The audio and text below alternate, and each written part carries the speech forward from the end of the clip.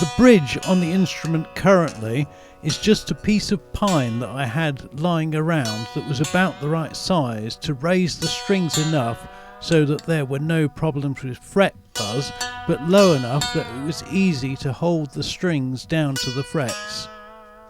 In the past, I tried many different bridges, including steel bars for sustain, a thin strip of wood supported only at the ends that gave excellent sympathetic string response but very short sustain, and a curved sheet of thin metal that gave the best Jawari that I ever got, but the strings wore through it in almost no time.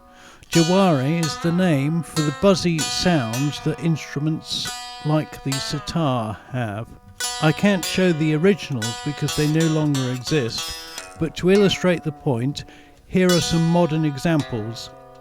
This sheet steel is thick enough and hard enough that it doesn't immediately wear through, but I haven't managed a Jawari as beautiful as the one I achieved in 1996. These thin bridges, supported only at the ends, are used to drive sympathetic strings. One instrument has a bowed string as the melody string. Using a bow means that you don't need to worry about sustain being too short. A rosined wheel, like a hurdy-gurdy has, would give infinite sustain. Both these examples can be used as effects units, with an audio signal being fed into a contact speaker. That means that you can build a sitar-like instrument with very long sustain and feed the signal from a microphone or pickup into the sympathetic string unit and get a good sympathetic string response without sacrificing any sustain. The 1996 instrument was intended as an electric instrument. The pickups fitted into this space. I used 3 single coil pickups, one for the melody strings, one for the drones, and one for the sympathetic strings. That way you can easily adjust the volume of each group of strings relative to the other groups.